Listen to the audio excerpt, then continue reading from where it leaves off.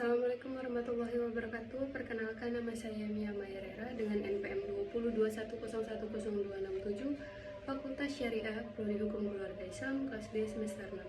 Dalam video ini saya akan menjabarkan materi mengenai prinsip-prinsip Makosyid Syariah yang diampu oleh Bapak Erpin Yogi Pradipta selaku dosen filsafat hukum Islam.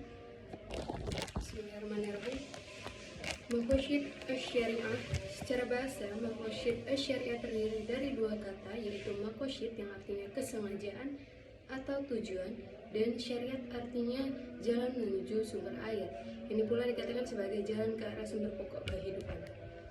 Adapun tujuan makosyid adalah untuk kemaslahatan manusia. Kemaslahatan dapat terrealisasikan dengan baik jika 5 pokok dapat diwujudkan dan dipelihara, yaitu yang pertama agama, 2 jiwa, yang ketiga keturunan, yang keempat akal, dan yang kelima harta.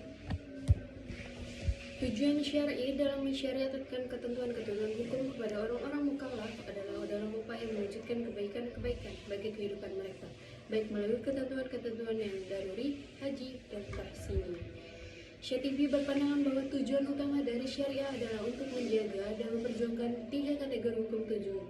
Tujuan dari 3 kategori tersebut adalah untuk memastikan bahwa kemaslahatan kaum muslimin baik di dunia maupun di akhirat terwujud dengan cara yang terbaik, karena Tuhan berbuat demi kebaikan hambanya. Kemaslahatan yang ingin diselesaikan adalah yang memiliki syarat seperti berikut. Yang pertama, ada masalah itu harus real atau berdasarkan prediksi yang kuat dan bukan hayalan. Yang kedua, ada masalah yang ingin diwujudkan harus benar-benar dapat diterima akal. Yang ketiga, harus sesuai dengan tujuan syariat secara umum dan tidak bertentangan dengan prinsip umum syariat. Yang keempat, mendukung realisasi masyarakat daruriyat atau menghilangkan kesulitan yang berat dalam beragama. Adapun manfaat mempelajari makosyid syariah ialah sebagai berikut. Yang pertama, ada mengungkapkan tujuan, alasan, dan hikmah tasyri' baik yang umum maupun khusus. Yang kedua, menegaskan karakteristik Islam yang sesuai dengan tiap zaman. Yang ketiga, membantu ulama berijtihad dalam melihat tujuan syariat Islam. Yang keempat, mempersempit perselisihan dan tasuk di antara pengikut mazhab fikih. Pelengkap makosyid syariah. Yang pertama, ada pelengkap makosyid daruriyat. Ketika Tuhan mensyariatkan sholat untuk menegakkan dan memelihara unsur agama, syariah memerintahkan agar sholat itu dikumandangkan dengan azan sesudah masuk waktu dan dikerjakan dengan berjamaah sebagai kelengkapannya. Pelengkap makosyid syariah yang kedua yaitu pelengkap makosyid hajiat. Tak kalah syariah memberikan kemurahan kepada orang yang sedang dalam berpergian untuk mengqasar sholat, lalu disempurnakan kemurahan itu dengan diperbolehkannya menjamaknya. Yang ketiga, pelengkap makosyid tahsiniyat.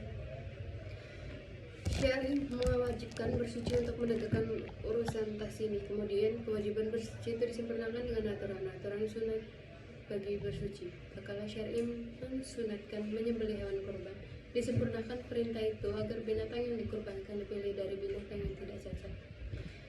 Sebagaimana dijelaskan dengan berulang kali bahwa tujuan hukum perundang-undangan ialah untuk mewujudkan kemaslahatan, baik menolak kemudaratan bagi manusia.